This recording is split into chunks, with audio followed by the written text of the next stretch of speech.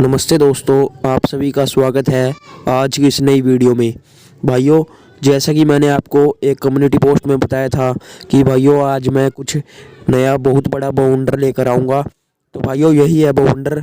और भाइयों इस वीडियो में लगभग मैंने 2000 लगभग क्या मतलब 2000 ही डंडे लगाए हैं, साधारण डंड नॉन स्टॉप। भाइयों यह सब वीर्य का चमत्कार है। भाइयों 2 साल वीर्य बचाने से इतनी शक्ति मेरे अंदर आ गई है कि मैं 2000 दंड ये सब नहीं कर पाता था। भाइयों शुरुआत में तो 5 दंड लेते थे जब मैंने ब्रह्मचर्य फॉलो भी नहीं शुरुआत भी नहीं करी ब्रह्मचर्य के बारे में। और भाइयों जब से मैंने ब्रह्मचर्य को फॉलो करना शुरू है और इसको स्टार्ट किया है, ब्रह्मचर्य पालन मैंने शुरू कर दिया, उसके बाद भाइयों मेरे शरीर में अपने आप ही एनर्जी महसूस होने लगी और ताकत आ गई मेरे शरीर में। भाइयों ब्रह्मचर्य से आपके शरीर में बहुत ही ताकत आती है। भाइयों आप एक जीता जागता उदाहरण आप मुझे ही देख सकते हैं। ब्रह्मचर्य आपकी भाइयों पूरी ज़िंदगी बदल सकता है, जैसे मेरी बदली है। मैं भाइयों बिल्कुल पूरी तरीके से मेरी ज़िंदगी पूरी ख़राब हो गई थी, लेकिन कहीं ना कहीं मेरे पुराने संस्कार भी इस ज़िंदगी में मेरे सामने आए, जो मुझे नया जीवन मिला है। और भगवान ने मुझे सही रास्ता दिखाया, उस परमपिता परमात्मा ने। और मेरे गुरु जी है विवेक आर्य जी, उनसे मुझे ब्रह्मचर्य के बारे में पता लगा भाइयों। और जब भी सही मैं ब्रह्मचर्य का पालन करने लगा। पहले मैं बहुत गलत कार्य करता था भाइयों, हस्तमैथुन भी करता था प्रतिदिन। और भाइयों मतलब आप समझ सकते हैं। तो भाइयों मेरा शरीर पूरा मतलब अंदर से खोखला हो गया था, मतलब मैं बहुत परेशान रहता था भाइयों। और मेरा किसी भी काम में मन नहीं लगता था, हर किसी से लड़ाई झगड़ा चिड़चिड़ापन रहता था भाइयों। और शरीर बिल्कुल थोड़ा सा काम करते ही बिल्कुल थक जाता था, शरीर में बिल्कुल भी एनर्जी नहीं थी भाइयों। लेकिन अब मुझे 2 से 2.5 साल हो गए हैं भाइयों ब्रह्मचर्य फॉलो करते हुए। अब किसी भी प्रकार की दिक्कत नहीं है भाइयों, और शरीर में हमेशा एनर्जेटिक फील करता हूँ। शुद्ध सात्विक भोजन लेता हूँ भाइयों। मैं प्रतिदिन सुबह 4 बजे ब्रह्म मुहूर्त में उठ जाता हूँ भाइयों। उसके बाद अपना शौच आदि करके मलमूत्र त्यागता हूँ भाइयों। और उसके बाद व्यायाम के लिए तैयार हो जाता हूँ, व्यायाम करता हूँ। और फिर भाइयों व्यायाम करने के बाद मैं अपना थोड़ा प्राणायाम, व्यायाम के साथ साथ आपका प्राणायाम तो होता ही है, लेकिन आपको एक प्राणायाम अलग से भी करना है, जिसमें आप 5, 10 या 15, 20 मिनट तक आप प्राणायाम कर सकते हैं भाइयों। उस प्राणायाम के बाद भाइयों आपको थोड़ी देर रुक कर, जब तक आपका शरीर ठंडा ना हो जाए, जब तक भाइयों आपको रोकना है। और उसके बाद आपको स्नान आदि कर लेना है, नहाने। और भाइयों आपको स्नान हमेशा ताज़े या ठंडे पानी से ही करना है। ठंडे पानी से स्नान करने से क्या होता है भाइयों, यदि आप ठंडे पानी से स्नान करेंगे तो जो आपकी जनेंद्रिय है, जो आपकी इंद्रियां हैं, वह शांत रहेंगी। उनका मतलब आपका मन इधर उधर चंचल नहीं होगा और आपका मन बिल्कुल शांत रहेगा भाइयों।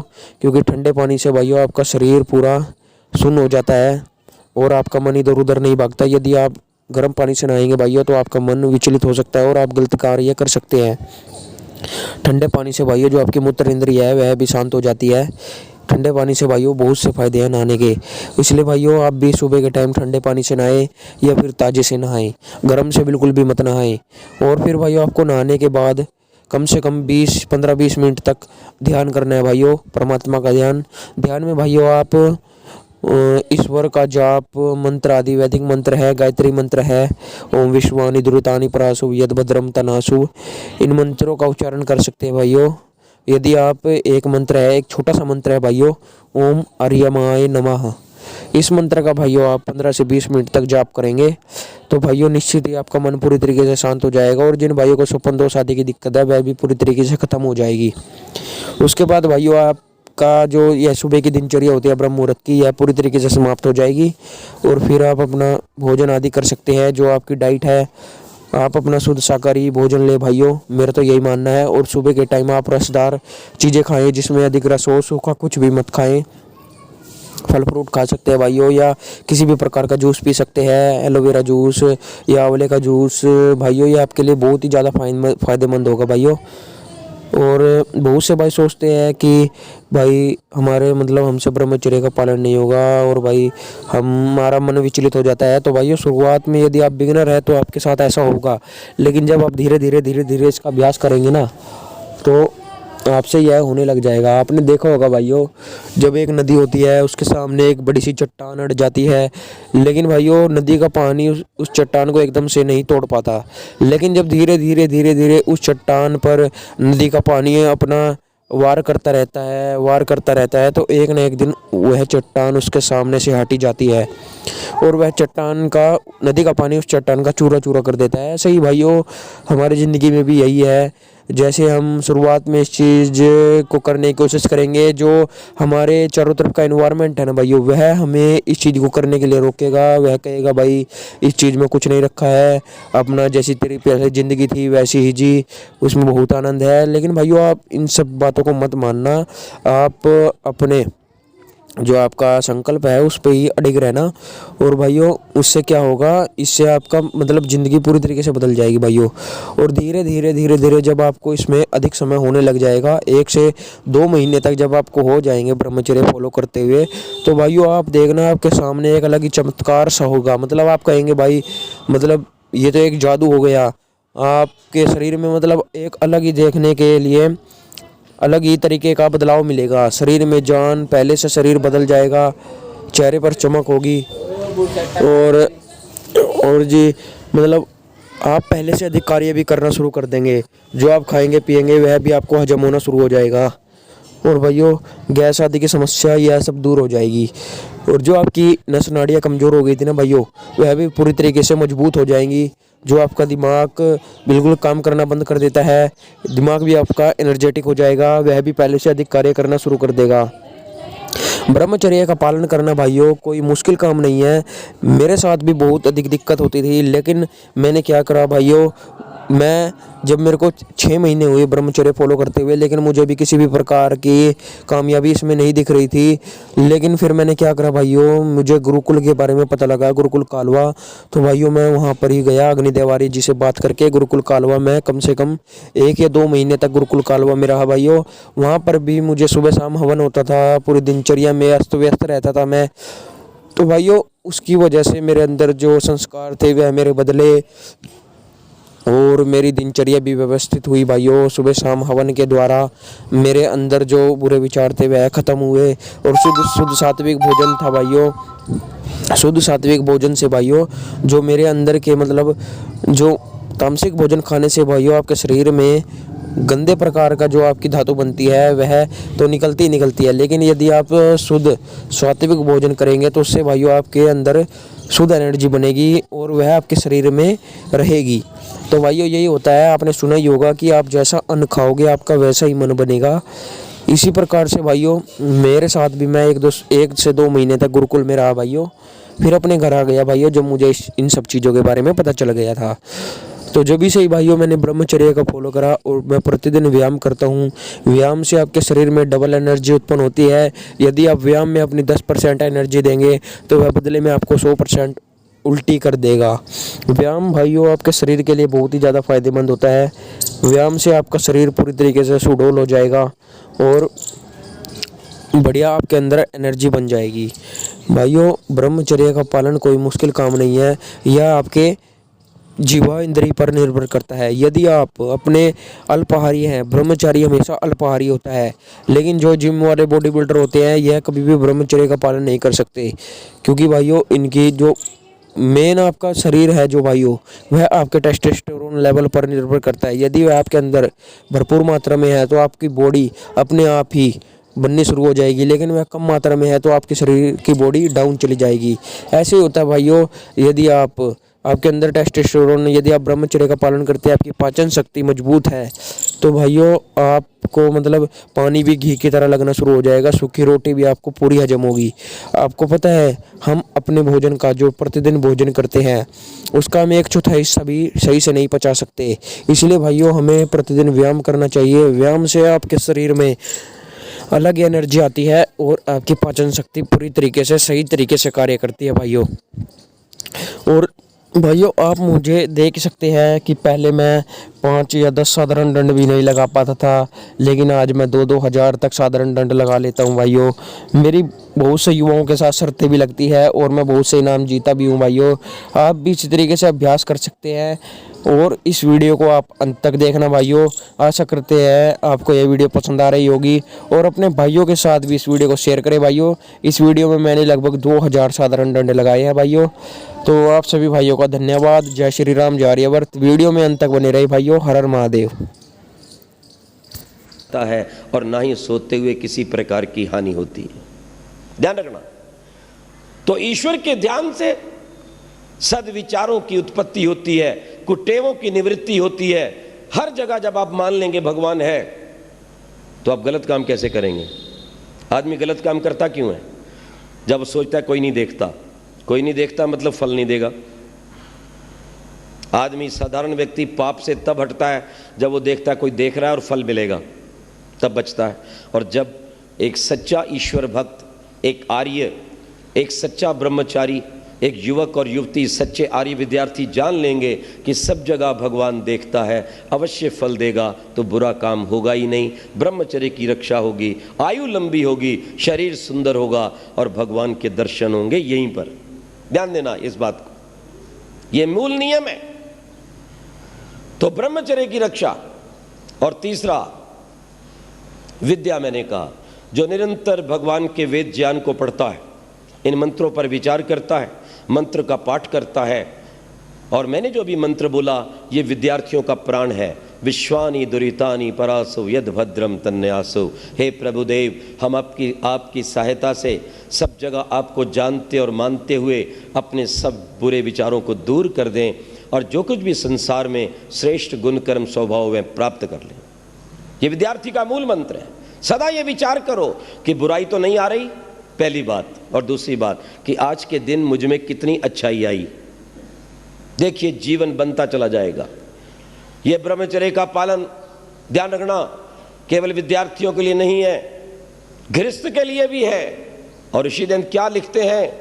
जो गृहस्थ आश्रम में होकर अपने शरीर की शक्ति को बलवान, ज्ञानवान, देशभक्त संतान की उत्पत्ति में लगाता है, वो गृहस्थ आश्रम में होता हुआ भी ब्रह्मचारी के समान है। पढ़ लीजिए सत्यार प्रकाश अमर ग्रंथ का चतुर्थ समुल्लास। आज तक ऋषि ध्यान से पूर्व अथवा पश्चात आने वाले तथा कथित लोगों ने, महंतों ने, संतों ने, गुरुओं ने क्या कहा? गृहस्थ नरक का द्वार है, नारी नरक का द्वार है।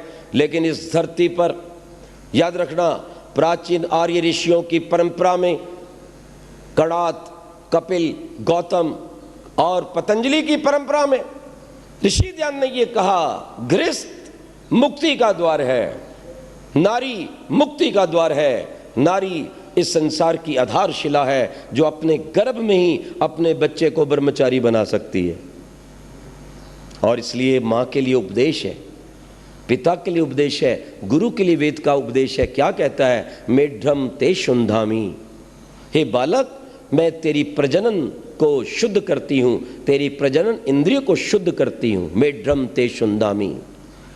और जब मेरे देश की माताएं स्वयं ब्रह्मचर्य का पालन करती थी और एक बार गर्भधारण होने पर 9 मास तक ब्रह्मचर्य का पालन करती थी, जब इस देश के योग्य पिता गर्भवती होने तक पूर्ण ब्रह्मचर्य का पालन करते थे।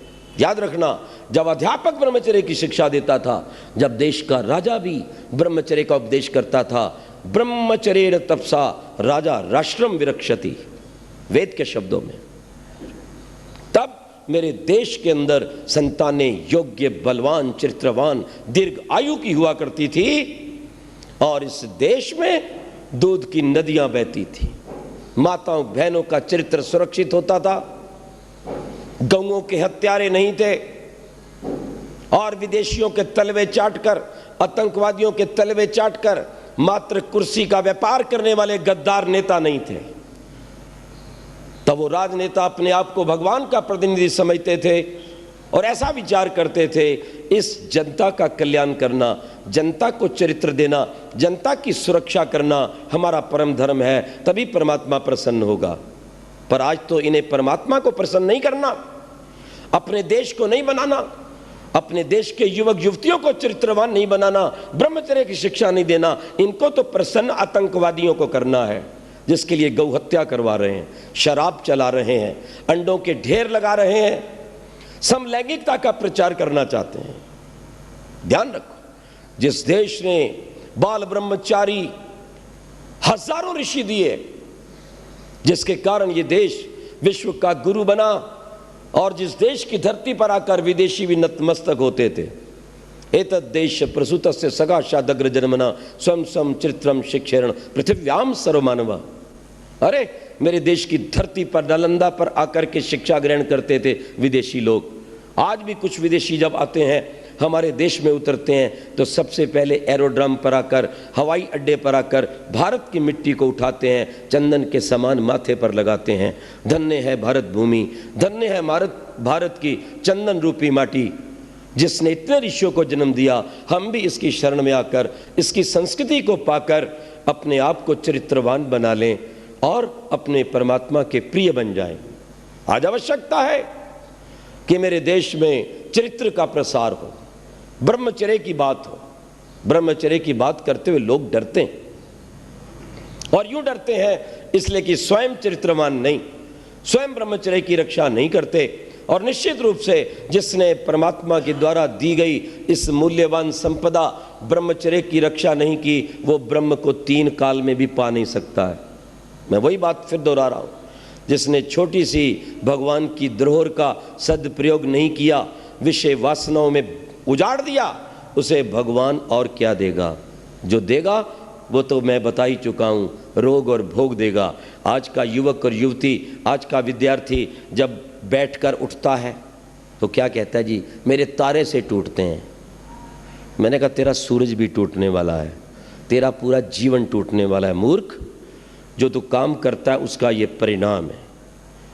यदि तूने अपने ब्रह्मचर्य की रक्षा की होती, उसे विद्या में लगाया होता, उसे साधना में प्राणायाम के द्वारा लगाया होता, किसी अनाथ की, गरीब की, अबला की, गाय की, सीमा की रक्षा में लगाया होता, तो तेरे तारे नहीं टूटते, तेरा चेहरा सूर्य के समान चमकता।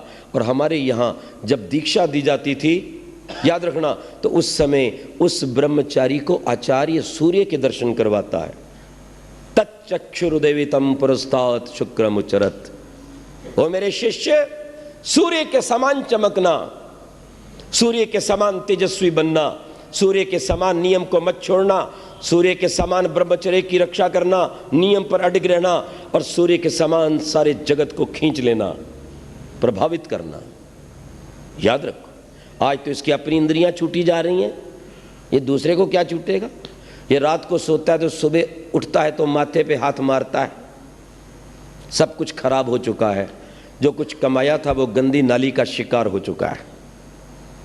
और इस देश के गद्दार नेता, कुछ गद्दार सिनेमा बनाने वाले व्यक्ति, और कुछ इस देश के गद्दार डॉक्टर, जो वैदिक संस्कृति को नहीं जानते हैं, जो आयुर्वेद को नहीं जानते हैं, और वो भट्ट जैसे व्यक्ति, फिल्म निर्माता, शर्म आनी चाहिए उनको। ऐसे लोगों को भारत का नागरिक होना चाहिए। जिस भारत के संविधान में लिखा है कि भारत का प्रत्येक नागरिक भारतीय संस्कृति से ओतप्रोत हो, अपनी ऋषियों की परंपरा से ओतप्रोत हो, अपने देश की प्राचीन धरोहर से सुसज्जित हो।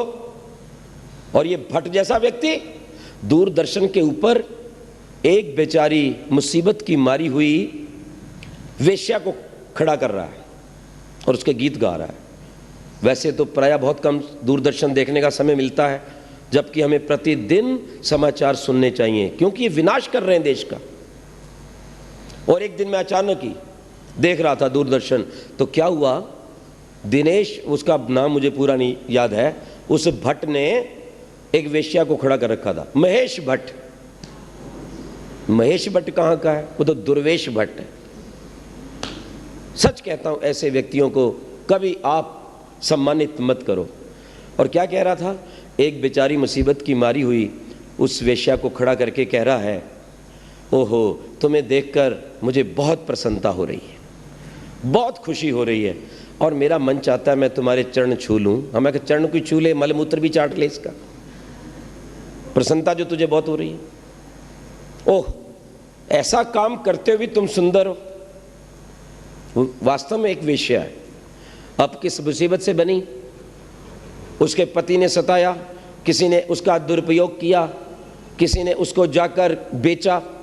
अब बेचने के बाद वो बेचारी सोचती है मैं कलंकित तो हो ही गई हूं, तो यही काम करूं। अगर अच्छी संस्था कोई मिल जाती, उसको प्यार से लाती, इज्जत देती, उसको नौकरी देती, उसके बच्चों को पालती, तब तो जीवन बन जाता। तो ऐसे ऐसे दुराचारी महेश भट्ट जैसे व्यक्ति से ये तो हुआ नहीं कि उसको अपनी माँ बहन समझकर उसको ले आए घर पर। अरे मूर्ख, तेरे पास पैसे की कमी है? हैं? कुबेर की नगरी बंबई कहलाती है। उसको अपनी माँ बहन बनाकर उसको उस दुर्व्यसनों से, दुराचार से बचाकर बिठाता, तब तो बात थी। नहीं, तुम बहुत सुंदर लग रही हो। मैं आपसे एक बात पूछता हूँ, जब एक वेश्या को खड़ा करके एक व्यक्ति प्रसिद्ध ये कहता है वाह मेरी इच्छा होती तुम्हारे चरण छू लूँ, तो इसका आम जनता में क्या संदेश जाएगा? मेरे देश की बेटियों पर क्या संदेश जाएगा? मेरे देश की आज 80% जनता गांव में रहती है, उन गांव में रहने वाली कन्याओं और महिलाओं में क्या संदेश जाएगा कि ये दुराचार करना एक अच्छा काम है? और फिर वो भी महामूर्ख है औरत, वो फिर क्या कहती है, देखो मैं अपना काम बड़ी प्रसन्नता से कर रही हूँ। उसके पास होटल है ना, हो सकता है ना, पता नहीं अंडरवर्ल्ड से जुड़ी हुई कितनी देश की गद्दार औरतें हैं, कितनी कालगर्ज हैं, कितनी वेश्याएं जिनके पास धन की कोई कमी नहीं है, पर उनकी क्या इज्जत है, मैं आपसे पूछना चाहता हूं। आज किसी को पता लग जाए ये नारी है, हर आदमी पीछे हट जाएगा। और वो क्या कहती है, मैंने अपनी बेटी को भी कह दिया है तुम कोई भी मार्ग अपनाओ। और दिनेश भट्ट कहते हैं हाँ तुम बिल्कुल ठीक हो।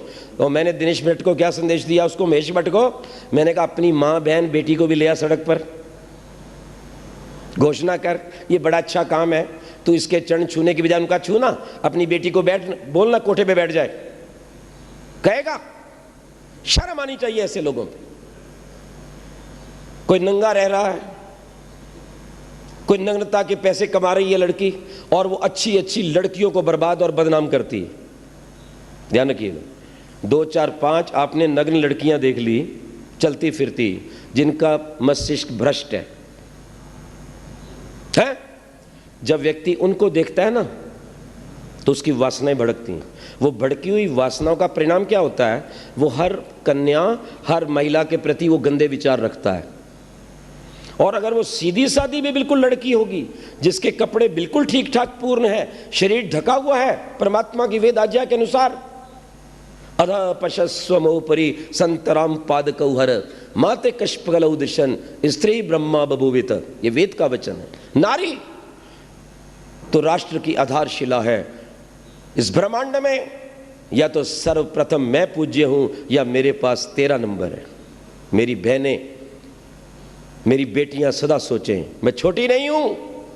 इस संसार में परमात्मा के पश्चात यदि कोई पूज्य है तो वो नारी है, वो कन्या है। इसलिए आज भी हम कन्याओं का एक दिवस मनाते हैं जहां उनके पैर धोए जाते हैं और लड़कों के द्वारा चरण स्पर्श करवाया जाता है। वो इसलिए करवाया जाता था कि मोहल्ले के रहने वाले सब लड़के अपनी कन्याओं के प्रति, लड़कियों के प्रति बहन की भावना रखें, ब्रह्मचर्य का, चरित्र का विकास। ध्यान रखिए इस बात। नग्नता, और फिर क्या कहा जाता है, भाई नग्न रहने से संस्कृति का विकास हो रहा है। आज के दिन जमाना उन्नति कर रहा है, इसलिए नंगे रहो। क्यों जी? ठीक है, नंगे रहो।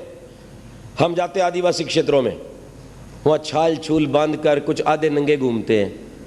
मैंने एक को कहा अरे भाई कौन सी क्षति चल रही है? कहने लगा आचार्य जी यहाँ विद्या नहीं पहुंची, संस्कार नहीं पहुंचे, ये नंगे हैं। जरा विचार करना, कपड़ों को ना पहनना, नंगा रहना, ये पढ़े लिखे की पहचान है या मूर्ख की? मुझे बताना जरा। और जो पढ़ा लिखा होकर नंगा रहे आगे पीछे से और लोगों को प्रोत्साहित करे कि मेरी इज्जत लूट, फिर लूट ले तो रोए, क्यों छेड़ा? तो बोले तू बाजार बन के क्यों घूम रही थी, तूने सड़क पर अपने आप को क्यों फैला दिया था? और कोई व्यक्ति जब अपने सामान को सड़क पर फैला दे और कोई आकर छुए, उठाए, पटके ले जाए तो किसका कसूर? इन दुराचारियों का कहना मत मानना मेरी प्यारी बहनों और मेरे युवकों। अपनी मां के समान अपनी मोहल्ले की बहनों की रक्षा करना, इससे बचाओ। और कुछ लोग ये भी पाठ पढ़ा रहे हैं स्कूल कॉलेज के अंदर कोई फ़र्क नहीं पड़ता। अगर लड़का लड़की आपस में बात करते हैं, मित्रता करते हैं, अलग बैठते हैं, अलग सिनेमा देखते हैं, पार्क में घूमने जाते हैं। मैंने कहा स्कूल है यहाँ की पति पत्नी का चुनाव करने की संस्था, जरा ये तो बता दो। तुम्हें एक थोड़ी सी भी लज्जा नहीं आती? अरे ये विद्यार्थी इस विद्यालय में विद्या ग्रहण करने के लिए आए हैं या अपने जीवन साथी का चुनाव करने आए हैं? या तो उचित एक वेशभूषा रहनी चाहिए, उचित दिनचर्या रहनी चाहिए, और प्रत्येक विद्यार्थी को घर से अपने विद्यालय में और विद्यालय से घर जाना चाहिए। और यदि आप ये गलत संबंध जोड़ोगे, ये कभी सुखदायी नहीं होगा। मैंने अनेक विश्वविद्यालयों में झगड़े होते नहीं देखे, कत्ल होते देखे। एक कन्या बैठी थी मेरी बाजू में बस में, खिड़की की ओर से एक नौजवान आया, कहता है महाराज महाराज। मैंने कहा क्या बात है?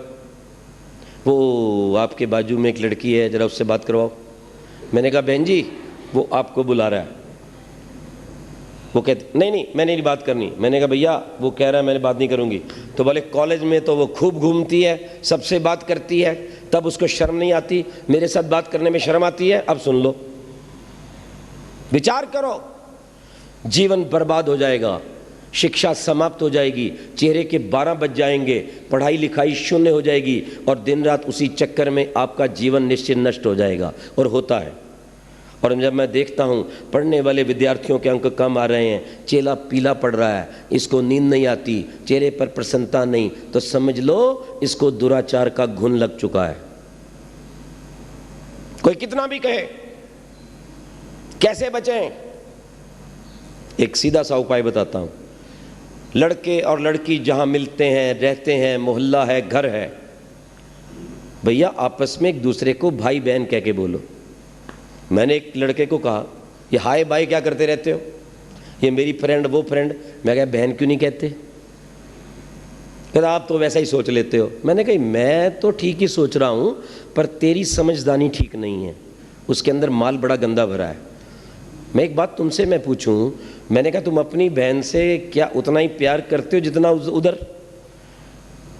जितना लंबा तुम उस लड़की को छोड़ आए मोटरसाइकिल पे बिठा के 15 किलोमीटर, अगर तुम्हारी बहन कहती मुझे अभी जाना है, तो तुम क्या कहते? अब तो हैंडल डाउन हो गया, अब तो शर्म आने लग गई। एक ही उपाय है, माता पिता को भी कहना चाहता हूं, गुरुकुल के आचार्यों को, विद्यालयों के प्राचार्यों को मैं कहना चाहता हूं, और यहां बैठे हुए युवक और युवतियों को कहना चाहता हूं, यदि आप स्वस्थ सुंदर बलवान बनना चाहते हो, निरोग बनना चाहते हो, बिस्मिल भगत सिंह आज़ाद के समान यदि अपने भारत की रक्षा करना चाहते हो, तो आज से एक नियम बना लो कि प्रत्येक कन्या को आप बहन कहेंगे और प्रत्येक कन्या दूसरे लड़के को भाई कहेगी। भाई और बहन कहने में ही रोग चले जाते हैं और पवित्रता आ जाती है। करके देखिए, और इसी का प्रयोग कार्यालयों में कीजिए। जो विवाहित हैं उनको भी मैं कहना चाहता हूँ, क्यों नहीं प्रयोग करते? इसलिए नहीं करते ना कि मामला गड़बड़ है। इसलिए ब्रह्मचर्य की रक्षा के लिए ध्यान रखना, ये साधन है। सात्विक भोजन, प्रतिदिन व्यायाम, आपके शरीर की शक्ति खप जाए, ब्रह्मचर्य, सर्वांग आसन, गाय का दूध, सब्जी, दिन भर पानी पीते रहना ताकि कब्ज ना हो। कब्ज नहीं होगी तो ब्रह्मचर्य की रक्षा होगी। रात्रि जल्दी सो जाना। जो रात भर जागते हैं, रात को वायु बढ़ती है, वायु मन को चंचल करती है, और वो व्यक्ति कोई भी कुकर्म कर सकता है, वो अपने आपे से बाहर होता है। ध्यान रखना इस बात को। और रात्रि मंत्रों का पाठ करके सोइए। तन्मे मनः शिव संकल्पमस्तु। हमारे यहाँ ब्रह्मचारियों को ब्रह्मचर्य की रक्षा के लिए एक मेखला बांधी जाती थी, शायद आपने कभी देखी हो, और उस मेखला में एक गांठ होती थी बहुत मोटी, मूंज की मेखला, पीछे मोटी गांठ। क्या रहस्य था उसका? कि ये विद्यार्थी सीधा ना सोए। सीधा सोने से ब्रह्मचर्य की हानि होती है, हमारे पेट का और उधर हमारे मूत्राशय का दबाव पड़ता है। इसलिए यदि आपने ब्रह्मचर्य की रक्षा करनी है, बिना स्वप्न के शांत निद्रा में सोना है, पवित्र बल को प्राप्त करना है, तो सदा करवट में सोइए, बायां करवट सबसे अच्छा है, दाहिना स्वर चलता है, शरीर में अग्नि का विकास होता है और सब कुछ पच जाता है। ध्यान रखिए, ये एक और साधन है। ये ब्रह्मचर्य के लिए लाभदायक चीजें। प्रतिदिन ब्रह्मचारियों का जीवन पढ़ो, देशभक्तों का जीवन पढ़ो, ऋषि दयानंद को पढ़ो, चंद्रशेखर आजाद को पढ़ो, राम प्रसाद बिस्मिल को पढ़ो, रानी झांसी को पढ़ो, दुर्गावती को पढ़ो, सुशीला दीदी को पढ़ो जिसने अपना अंगूठा काट कर कलकत्ता में और उस खून से भगत सिंह को तिलक लगाया था। तुम मेरे भाई हो, मेरे खून का ध्यान रखोगे और अपने देश की आज़ादी के लिए जीवन भर काम करते रहोगे। और भगत सिंह ने एक अच्छे भाई होने के नाते जीवन के अंतिम श्वास तक अपनी भारत माँ की सेवा की और हंसते हंसते फांसी के फंदे पे चढ़ गया। अगर प्यार ही करना है तो इस तरह का प्यार कीजिए। याद रखिए, मैं ऋषि दयानंद ने ब्रह्मचर्य के बल से मृत्यु पर अधिकार किया। मृत्यु स्वयं नहीं आई, बार बार खटखटा रही थी। ऋषि कहता था चली जा, अभी टाइम नहीं है। उसके बाद बैठे, मंत्रों का पाठ किया और फिर अपनी आत्मा को छोड़ा। और यह स्थिति भीष्म पितामह की थी। ध्यान रखना, इस बात को समझना। और कितना बल था। कहते 2 खुखार सांड आ रहे थे, उत्पात कर रहे थे, पूरा बाजार जो था वो भगदड़ में था। स्वामी जी को पता चला बहुत खुखार खांड है। आपको पता ही है, सांड जब लड़ते तो कुछ नहीं देखते। अच्छे भले भले बलवान व्यक्ति डर के पीछे हट जाते। ऋषि दयानंद आगे बढ़े, प्राणायाम भरा, अपने बाजुओं को फैलाया और उन दोनों सांडों के सींगों को पकड़कर धक्का दिया और उन्हें दूर हटा दिया। ब्रह्मचर्य आप में बल भरेगा, सुंदरता बढ़ेगा, तेज भरेगा, बुद्धि को भरेगा, आपको जीने का आनंद आएगा। और जब उस जीवन की ज्योति, ब्रह्मचर्य की ज्योति को लेकर आप ओम का जप करेंगे तो भगवान आपको शीघ्र मिलेगा। पक्की बात कहता हूं। और ठीक इससे विपरीत, अंडा या खाने वाला व्यक्ति 20 जन्म में ब्रह्मचर्य का पालन नहीं कर सकता, वो जरूर अपने जीवन को बर्बाद करेगा, क्योंकि वो उत्तेजना पैदा करता है और वो व्यक्ति व्यसनी बनता है। शराब, मांस, दुराचार, गंदे गीत, अपने हाथों से कुचेष्टा करना, जीवन में गंदे विचार लाना, ये ब्रह्मचर्य का पतन है। जब तक आप 16 वर्ष से बड़े ना हो जाएं, 25 वर्ष से बड़े ना हो जाएं, तब तक विवाह की बात मत सोचें।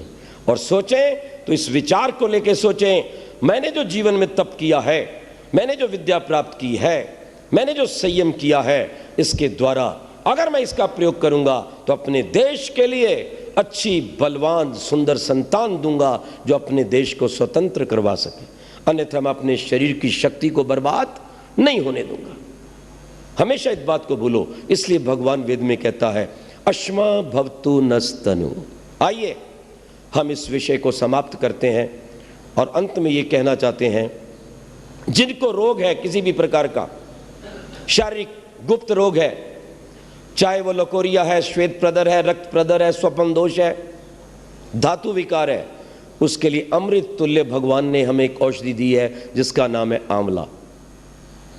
आज से यदि आप ब्रह्मचर्य की रक्षा चाहते हो, शरीर को सुंदर तेजस्वी बनाना चाहते हो, चाय को एक झटके में बंद कर दो, लाल मिर्च बंद कर दो, आंवले को छोड़कर शेष खटाई को बंद कर दो, आंवले का चूर्ण बनाओ मिश्री मिलाकर और दिन में 2-3 बार, अगर गर्मी है तो आप उसका सेवन पानी के साथ करें, अगर सर्दी है तो आप दूध के साथ भी कर सकते हैं, हल्के पानी से सर्व कर सकते हैं।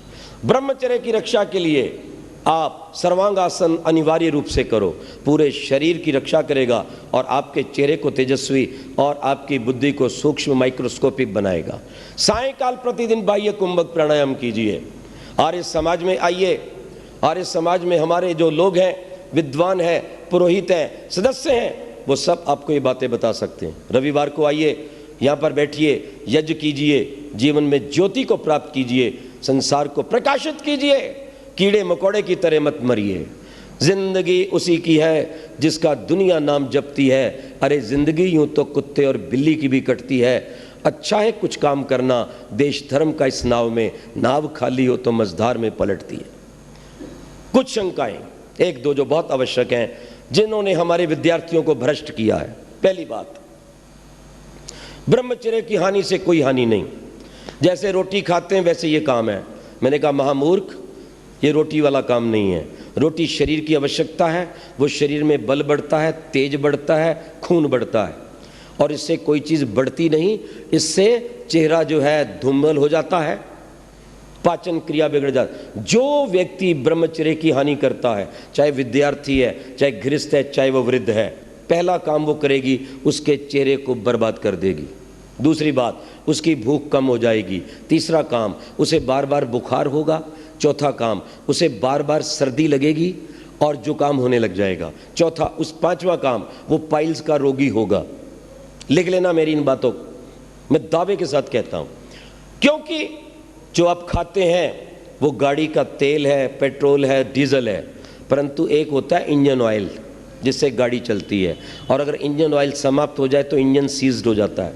और इस गाड़ी के लिए जो पानी पीते हैं, दूध रोटी खाते हैं, ये तो है इसकी खुराक, लेकिन इसकी जान जो है, इसका जो आधार है वो है ब्रह्मचर्य। जो इंजन की खुराक है वो ब्रह्मचर्य है। देखो, एक व्यक्ति रक्त देता है, रक्त देने के बाद बैठो भाई बैठो, इसको जूस पिलाओ, इसको दूध पिलाओ, पिलाते हैं कि नहीं? अरे महामूर्ख, उस रक्त से भी 100 गुना अधिक मूल्यवान तत्व हमारे शरीर का ये WRC है। याद रखना, WC, व्हाइट कॉर्पोरल्स, वो ज्यादा मूल्यवान है हमारे शरीर का रज और वीर्य। अगर रक्त देने के ऊपर ध्यान दीजिएगा, जूस चाहिए, तो जो व्यक्ति अपने शरीर की शक्ति को व्यय करता है, जो गृहस्थ अच्छी संतान के लिए अपनी शक्ति का व्यय करते हैं, आयुर्वेद उठा के देखिए क्या लिखा है, वो उसके तुरंत पश्चात दूध पिएं, इलायची डालें, उसमें पौष्टिक पदार्थ डालें कि जो शरीर की शक्ति क्षीण है वो पूर्ण हो जाए। मैं देश के विद्यार्थियों को कहना चाहता हूं, अगर कोई मूर्ख, नादान, नेता, डॉक्टर, अभिनेता तुम्हें गंदी शिक्षा दे तो उसको नकार देना, और ऋषियों की परंपरा पे चलना जिन्होंने ब्रह्मचर्य के द्वारा संसार के अंदर अपना नाम किया और लंबी आयु पाई है। ध्यान रखना इस बात को। इसलिए मैं कहना चाहता हूं, उस रक्त से भी ज्यादा कीमती हमारे शरीर का रज और वीर्य है। ध्यान दो इस बात की ओर। कुछ लोग कहते हैं इससे कुछ फर्क नहीं पड़ता। ध्यान देना, तितलियां जब संसार की वृद्धि करती हैं, परस्पर जुड़ती हैं, तो मृत्यु का शिकार हो जाती हैं। आज के दिन गहराई से देखिए, जितने आपके हृदय रोग हैं, जितनी शुगर की बीमारी है, ध्यान देना, इन सब का एक मौलिक कारण है ब्रह्मचर्य की हत्या की संयम कोई नहीं करवा रहा। इसलिए ऋषिजन ने कहा था, गृहस्थ आश्रम में होते हुए भी अगर संयम और ऋतुगामी है तो ब्रह्मचारी के तुल्य है। मैं अपने भाइयों को, बहनों को, विद्यार्थियों को यही कहना चाहता हूं, अगर जीवन का, धरती का सुख लेना है और शक्ति को अपनी मुट्ठी में बंद करना है तो ब्रह्मचर्य का पालन करो। कौन कितना सुंदर है, कौन कितना, किसका चित्र कितना सुंदर है, जितना उसका चरित्र सुंदर है। ध्यान दीजिएगा इस बात को। इसी ब्रह्मचर्य को आज केवल हमारे ऋषि नहीं, विदेशी डॉक्टरों ने भी माना है और उसे जीवन का प्लाज्मा कहा है, जिसके ऊपर ये शरीर खड़ा है, जो विद्युत शक्ति देता है, जो अंदर से चार्ज करता है पूरी बॉडी को। आज जो इतने भयंकर रोग आए हैं, ये आए इसलिए हैं कि ब्रह्मचर्य को विनष्ट किया जाता है। ईश्वर की अपार कृपा हो आप पर। आप अपने भोले शंकर के समान, ब्रह्मा के समान, राम के समान जिसने 14 वर्ष तक ब्रह्मचर्य का पालन किया, कृष्ण के समान जिसने विवाह के पश्चात भी 12 वर्ष तक ब्रह्मचर्य का पालन किया, ब्रह्मचर्य महत गौरम तीर्थवार्षिक, महर्षि ध्यान के समान जिसने जीवन भर ब्रह्मचर्य का पालन किया, राममूर्ति के समान जिसने ब्रह्मचर्य का पालन करते हुए सैंडो को कहा था, अगर तूने अंडे, मांस, बकरे खाए तो मेरे सामने आओ। कहते हैं 2 मुक्के मारे थे सैंडो ने राममूर्ति को। राममूर्ति दयानंद का अनुयायी था, उसने 2 मुक्के खा लिए, प्राणायाम भरा, कुछ नहीं हुआ। उसने कहा तैयार हो जा मेरे बेटे, आ रहा है भारत का मुक्का, गाय के दूध का मुक्का, प्राणायाम का मुक्का, ये गेहूं का मुक्का, गाय के घी का बना मुक्का आ रहा है। कहते एक मुक्का जब मारा सैंडो को तो मुँहे मुंह होकर के और जाकर के वो चित्त हो गया धरती के ऊपर। लोगों ने हाहाकार कर दिया, बस बस बस अब नहीं अब नहीं। तो बोले दूसरा कौन खाएगा, मैंने 2 खाए हैं। ये है ब्रह्मचर्य की ताकत। इसलिए मेरे अपने देश के युवकों और युवतियों को कहना चाहता हूं, ब्रह्मचर्य के बल पर हमारे देश के वीरों ने, बिस्मिल भगत सिंह आजाद ने इस देश को आजाद करवाया। वो फांसी को देखकर भी व्यायाम, प्राणायाम करते थे। आज ये प्रतिज्ञा करके जाओ यहां पर प्रतिदिन सूर्य से पहले उठेंगे, क्योंकि सूर्य के पश्चात ब्रह्मचर्य की हानि होती है। सदा अच्छे विचार रखेंगे, एक क्षण भी व्यर्थ नहीं गवाएंगे, दिन में नहीं सोएंगे। जो दिन में सोएगा वो रात को बच नहीं सकता गिरने से, उसको नींद गहरी नहीं आएगी। इसलिए दिन में नहीं सोएंगे, दिन भर काम करेंगे, व्यायाम करेंगे, अपने जीवन को बलवान करेंगे और अपने देश की शान बनेंगे, जिससे कि आपका देश महान हो, सोने की चिड़िया फिर से ये बन जाए, विश्व का गुरु बन जाए, और जितना आतंकवाद है आपके ब्रह्मचर्य चरित्र के बल से यहाँ से हट जाए और भारत पुनः विश्व का सम्राट बन जाए। प्रभु से मेरी ऐसी प्रार्थना है, हम उसके आदेश का पालन करते हुए अपने जीवन को संयमी बनाएं, पवित्र बनाएं, चरित्र से युक्त बनाएं, सदा शाकाहारी पवित्र पावन भोजन करके और उस प्रभु के आनंद को पाएं। ओम शांति शांति शांति।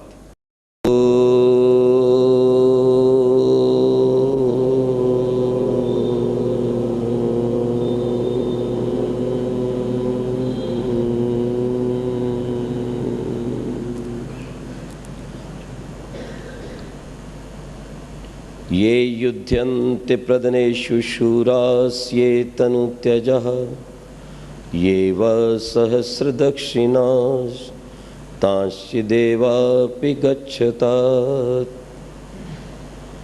ॐ शान्तिः शान्तिः शान्तिः।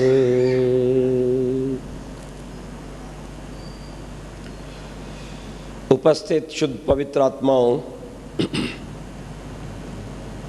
परम पिता परमात्मा की अपार कृपा से हम इस वैदिक सत्संग में उपस्थित हुए हैं।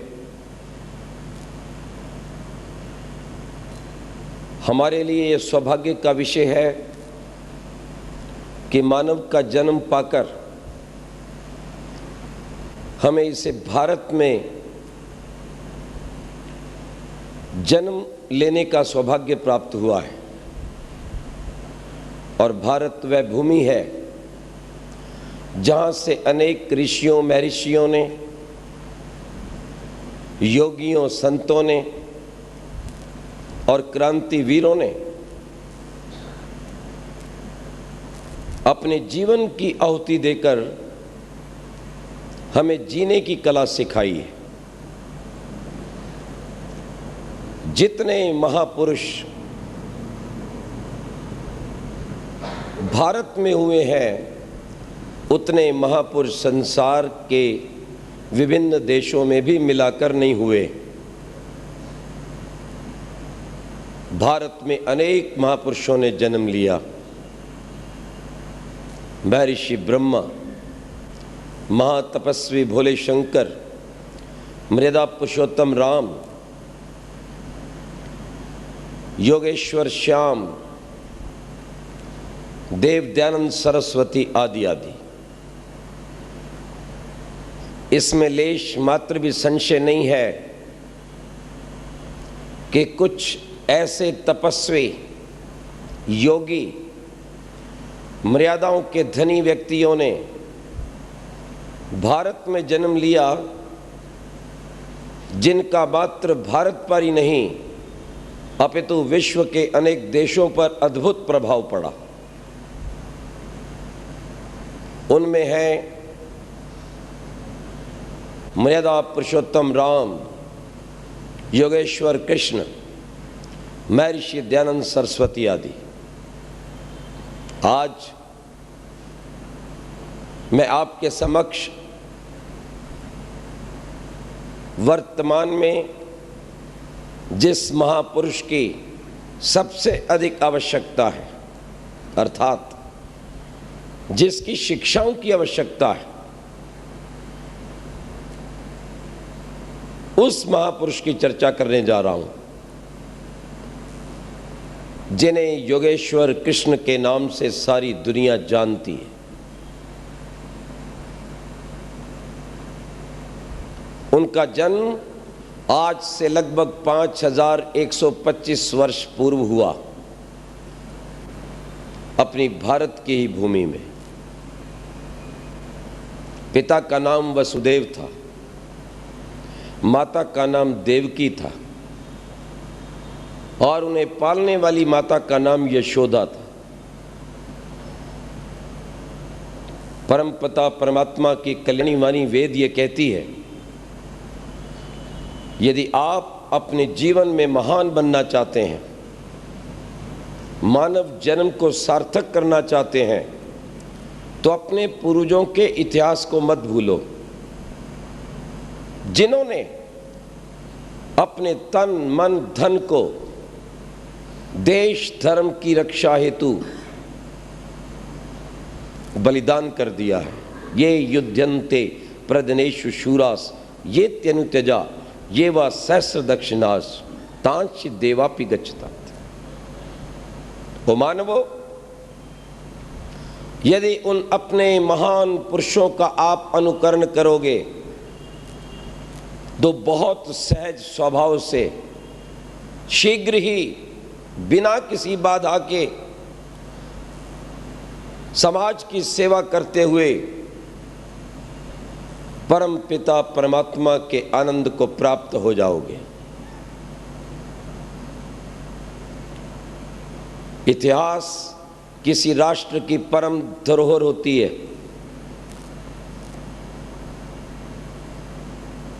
जिस देश के लोग अपने महापुरुषों के इतिहास को जानते हैं,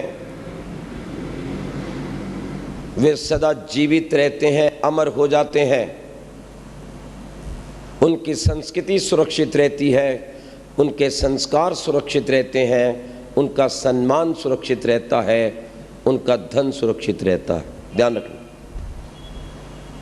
और जिस देश के लोग अपने त्यागी, तपस्वी, क्रांतिकारी, बलिदानी महापुरुषों का नाम भूल जाते हैं, उनकी संस्कृति समाप्त हो जाती है, संस्कार समाप्त हो जाता है, सम्मान धूलि में मिल जाता है और उनका धन विनष्ट कर दिया जाता है। इसलिए शत्रु की जब वह किसी देश पर आक्रमण करता है और वहां हावी हो जाता है, तो उसकी एक विशेष नीति रहा करती है। क्या? कि यदि अपने राज्य को चिरस्थायी बनाना है, यदि गुलामों को सदा के लिए गुलाम रखना है, तो सबसे पहला और बड़ा काम वो करता है कि उसके इतिहास को बदलने का, तोड़ने मरोड़ने का, भ्रष्ट करने का प्रयास करता है। और यही भारत में हुआ है, मुगलों के द्वारा हुआ। उन्हें मुसलमान भी कहते हैं, गो हत्यारे भी कहते हैं। जन्म से आतंकवाद उन्हें अपनी घुट्टी में मिलता है, उनका ग्रंथ उन्हें सिखाता ही यही है। दूसरे भी मिलते जुलते आतंकवादी हैं जो बाइबल को अपना ग्रंथ मानते हैं, उन्हें भी आतंकवाद, मार काट उस तथाकथित ग्रंथ से मिला है जिसे बाइबल कहते हैं। और तीसरे उनके भाई हैं नास्तिक, कम्युनिस्ट, इनका भी यही काम है। और आज भारत में जितना भारतीय संस्कृति का ह्रास हो रहा है, जितना आज हमारे बच्चों के जीवन के साथ खिलवाड़ हो रहा है और पाठ्यक्रम में बिगाड़ हो रहा है, इन तीनों संस्थाओं का कार्य है आज जो भारत में केंद्र में संस्थापित है। ध्यान रखिएगा। तो यदि आप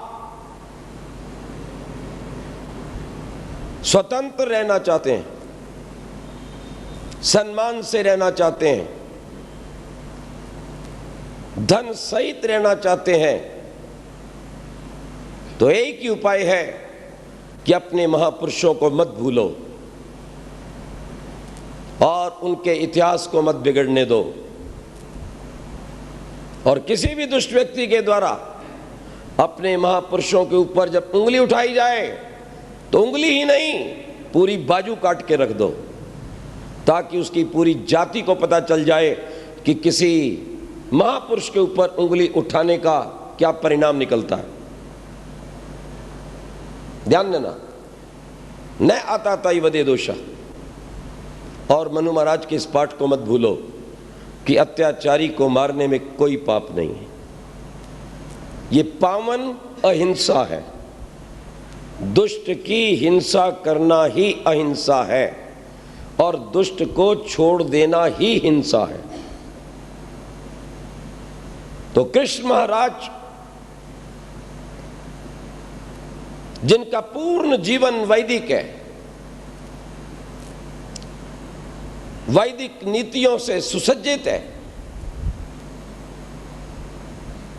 यदि आप उसे पढ़ेंगे, जानेंगे, अपनी संतानों को सुनाएंगे, तो मैं निश्चित कह सकता हूं आपके परिवार का, आपके समाज का, आपके राष्ट्र का नक्शा बदलेगा। पर इतिहास सच्चा होना चाहिए। जब योगेश्वर कृष्ण महाराज का जन्म हुआ तब ये आर्यों का अति श्रेष्ठ काल नहीं था। कुरीतियां आ चुकी थी, ईर्ष्या द्वेष प्रारंभ हो गया था, कुछ खान पान में बिगाड़ आ गया था, भाई भाई का विवाद भी हो चुका था, अहम ने स्थान बना लिया था। कारण, जब किसी व्यक्ति के पास आवश्यकता से अधिक धन आ जाता है तो वह अपने धर्म को, अपनी संस्कृति और मर्यादाओं को भूल जाता है और वो पतन की ओर चल देता है, जैसा आज आपको दिखाई देता है। धन कमाने वाले मूर्ख लोग, चाहे वो माता हो, पिता हो, दादा हो, दादी हो, चाहे वो देश का राजा हो, वो अविद्या से युक्त होकर ये समझते हैं कि तुम्हारी संतानों और तुम्हारे नागरिकों का कल्याण केवल अधिक धन से होगा। कभी नहीं हो सकता। हम देख रहे हैं जितना धन बढ़ रहा है उतना आपके परिवारों का, समाज का, सामाजिक संस्थाओं का और राजनीतिक संस्थाओं का अधिक पतन हो रहा है। उतना संतानों का और सम्राटों का अधिक पतन हो रहा है। और यही कारण था तब भी। परंतु तब भी वैदिक संस्कृति अभी अवशेष थी।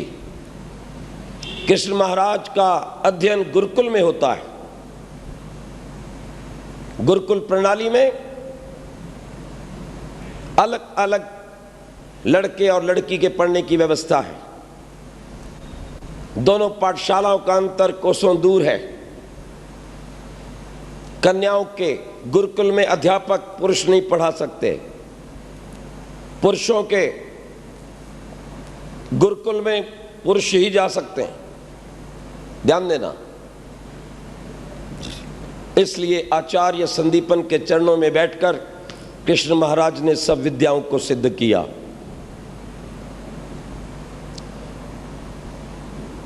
वे वैदिक विद्वान थे,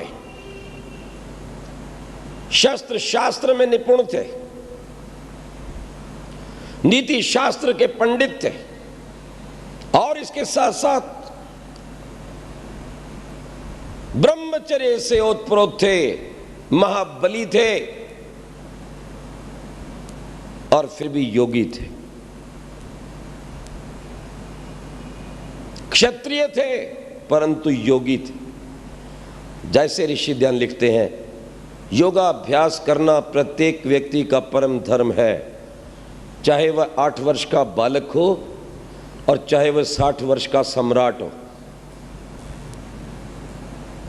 इन गुणों के साथ साथ कृष्ण महाराज अत्यंत विनम्र थे, जो विनम्रता आज विदा हो रही है। 4 पैसे बालक के पास आते हैं, बढ़िया कंप्यूटर आ जाता है, वो नमस्ते ही करना छोड़ देता है। उसको सेवा करने में शर्म आती है। मेहमान आए तो कहीं और सरक जाता है। ये आपके परिवारों की दुर्गति हो रही है। लेकिन महाविद्वान, सब विद्याओं के धनी, महाबली और उस समय योगियों के भी योगी, क्या कहते हैं कृष्ण को? योगेश्वर, मतलब योगियों के भी गुरु। वो कितने विनम्र हैं। जब जब धृतराष्ट्र को मिलते हैं चरण छूकर प्रणाम करते हैं, भीष्म पितामह को प्रणाम करते हैं, विदुर को प्रणाम करते हैं, माता कुंती को प्रणाम करते हैं, भीष्म पितामह को प्रणाम करते हैं, चरण छू के प्रणाम करते हैं। ये थे आपके योगेश्वर कृष्ण, जिनके आप गीत गाते नहीं थकते और लांछन लगाते भी आप नहीं थकते। क्या आप उनके चंद गुणों को अपने जीवन में धारण करके कृष्ण के सच्चे भक्त बन सकेंगे? इसलिए आर्य समाज आपके बीच में आया है। इसलिए वैदिक विद्वानों के द्वारा यह कृष्ण का गीत गाया जा रहा है। विचार कीजिएगा, राजसूय यज्ञ सफल हुआ। राजसूय यज्ञ की अभी तैयारी है। थोड़ी सी पहले बात बता दूं, सबको पूछा गया आप क्या कार्य लेंगे, अथवा कार्य बांटा जा रहा है। कहीं भी उत्सव होता है, अपने अंतरंग सदस्यों को बुलाया जाता है, आप क्या क्या कार्य लेंगे। कुछ लोगों को काम देना पड़ता है और कुछ श्रद्धालु काम अपने आप ले लेते हैं। श्रद्धालु कार्य ले लेते हैं, नालायकों के पीछे डंडा लेके काम देना पड़ता है। किया कि नहीं? तुम्हें काम सौंपा था, कर रहे हो कि नहीं? कृष्ण महाराज को काम दिया नहीं गया और इससे पहले वो बोल उठे, देखो भैया हमें एक कार्य दे देना, आपका धन्यवाद होगा। बोले क्या? इस यज्ञ पर जितने भी विद्वान आएंगे, ऋषि महर्षि तपस्वी आएंगे, उनके सत्कार का कार्य दे देना, उन सबके चरण को धोना, यज्ञ पर उन्हें सम्मानित करके बिठाना, ये कार्य कृष्ण महाराज लेते हैं। क्या आपकी संतानें करेंगी? क्या आप करेंगे? जरा विचार करो। ये है योगेश्वर कृष्ण। और जो कुछ मैं कह रहा हूं ये उनके इतिहास से कह रहा हूं, जिसे महाभारत कहा जाता है। यदि आपने एक बार सुन लिया तो सारी गप्पों को, कृष्ण के ऊपर लगाए गए सारे लांछनों को भूल जाओगे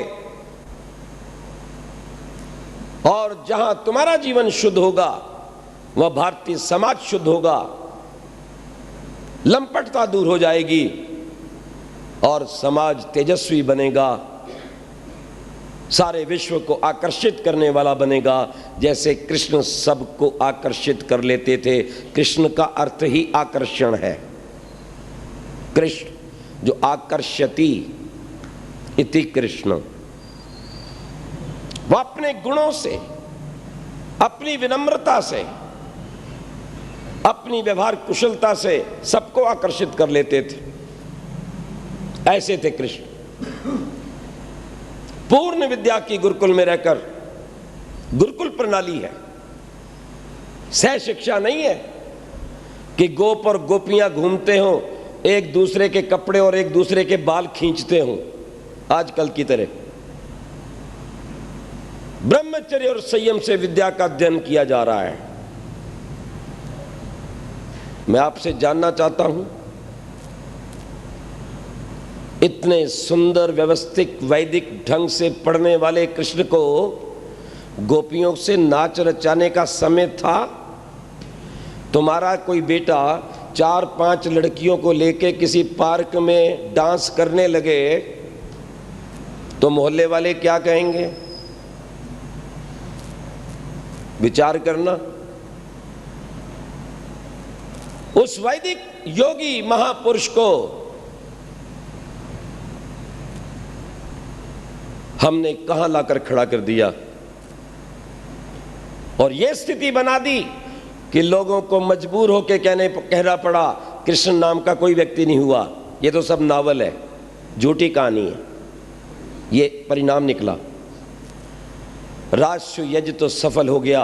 अब राजसूय के यज्ञ के पश्चात भीष्म पितामह जी अर्घ्य देना चाहते हैं, सम्मान करना चाहते हैं। भरी सभा को देख रहे हैं, सम्राटों को देख रहे हैं, विभिन्न देशों से जो आए, और उन्हें और कोई नहीं दिखाई देता, केवल योगेश्वर कृष्ण दिखाई देते हैं।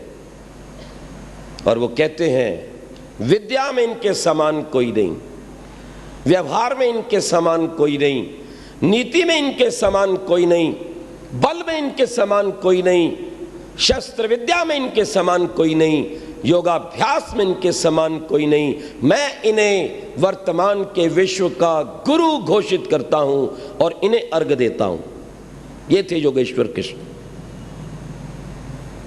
ना या गोपियों की चर्चा है, ना या कुब्जा की चर्चा है, ना या राधा की चर्चा है, ना रासलीला की चर्चा है, ना कपड़े उठाकर पेड़ पर भागने की चर्चा है, ना मटकी फोड़ने की चर्चा है, ना माखन चुराने की चर्चा है। किस दुष्ट व्यक्ति ने, किस नीच और पामर ने भारत के इस महान योगी तपस्वी पूज्य पुरुष को कलंकित किया है? मैं भी कृष्ण महाराज को अपना इष्ट मानता हूं, उनके प्रति श्रद्धा रखता हूं। मैं एक सभा में बोल रहा था, एक पंडित जी कहने लगे, क्या आप कृष्ण को गोपी, रास रचाने वाला, मटकी फोड़ने वाला, माखन चुराने वाला नहीं मानते? क्या आप राधा के साथ नहीं मानते? मैंने कहा शांत हो जाओ और कान खोलकर सुनो। कृष्ण मेरा इष्ट है। यदि तुमने मेरे कृष्ण पर कोई भी झूठा लांछन लगाया तो मैं तुम्हारी जिह्वा काट दूंगा। पंजाब की घटना है। बिल्कुल गर्दन झुका के बैठ गया और जितनी सारी की सारी पौराणिक मंडली थी ना, उसने दोबारा मुझसे आंख मिलाने की कोशिश नहीं की। क्यों? वो सोचने लगे ये तो हमसे भी कहीं ऊंचे कृष्ण महाराज को मानता है।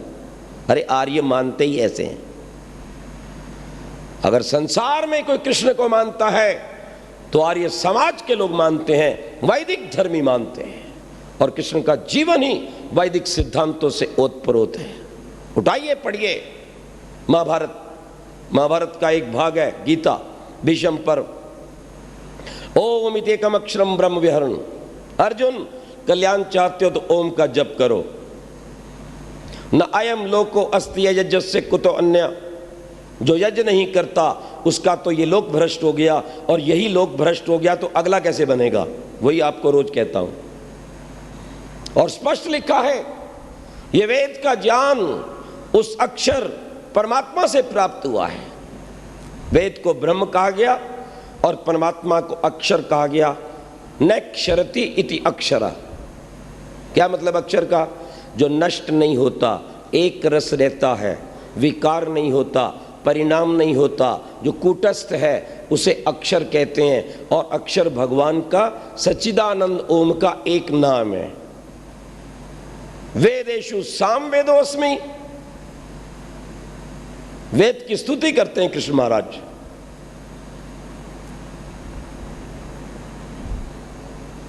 और वो ये कहते हैं, यदि आपको जीवन सार्थक करना है तो परमात्मा के सच्चे स्वरूप को जान लो। ये गीता का उपदेश है। सूक्ष्मत्वात् अविज्ञेयम्। कैसा है वो भगवान? कृष्ण के शब्दों में कह रहा हूं, सूक्ष्म है, अविज्ञेयम्, आंख का विषय नहीं है, देखा नहीं जा सकता, वो निराकार है, सर्वव्यापक है। जैसा वेद में कहा है, स पर्यागात् शुक्रम अकायम न तस्य प्रतिमास्ति। कृष्ण उस ईश्वर को मानते, उसी का उपदेश कर रहे हैं। ध्यान रखिएगा।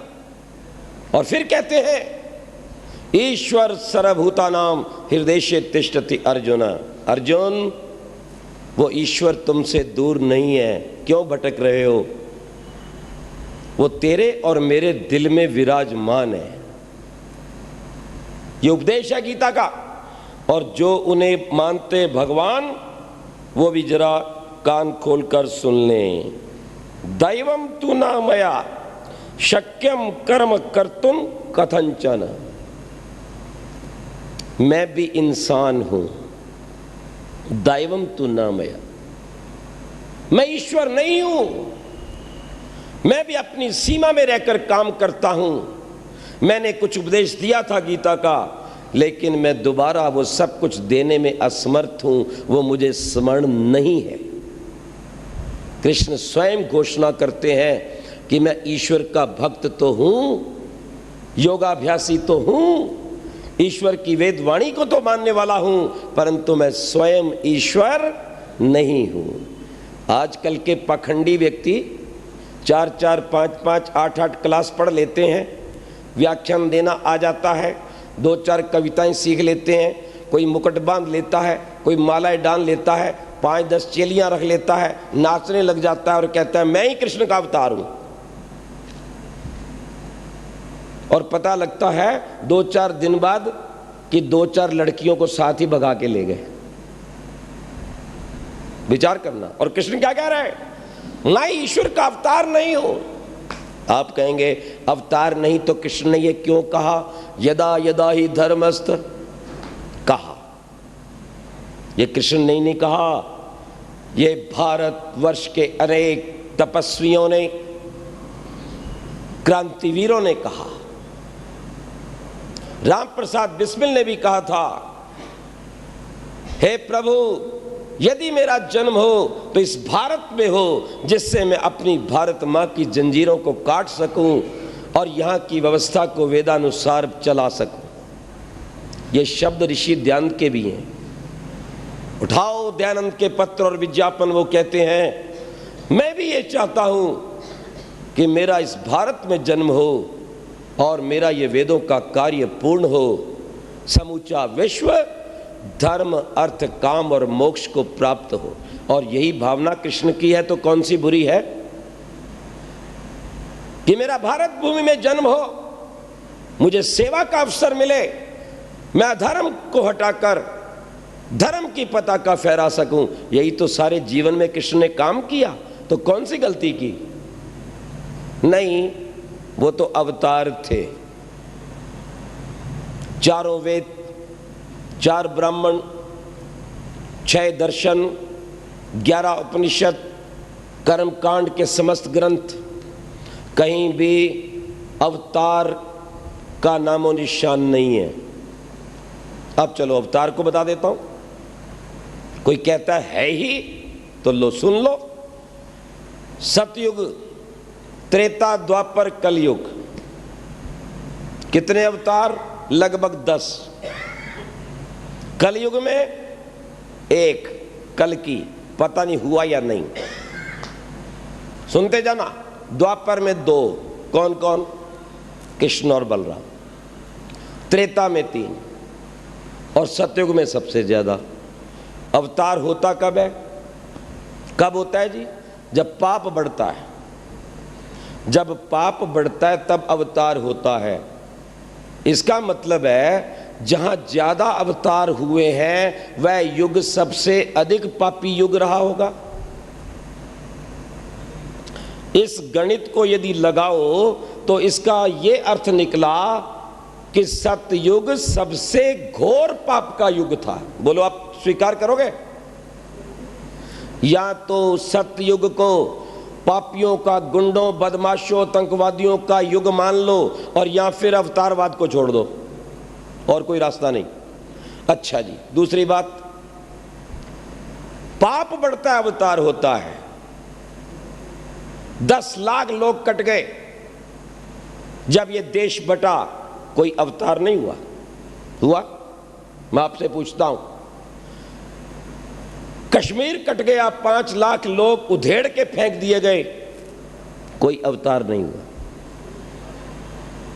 कत्लेआम हो रहा है धरती के ऊपर, कोई अवतार नहीं हो रहा। और यही गीत हमारी बहनें ब्रह्मा कुमारियाँ गाती रहती हैं। कभी तो कहती हैं बस 1975 में ही दुनिया समाप्त होने वाली है, बस अब सतयुग आने ही वाला है, अब अवतार होने ही वाला है। मैंने कहा होता क्यों नहीं? बोले पाप बढ़ेगा अवतार होगा। मैं कहा दिन रात दबा के पाप करो ताकि अवतार आ जाए, वैसे तो आता नहीं।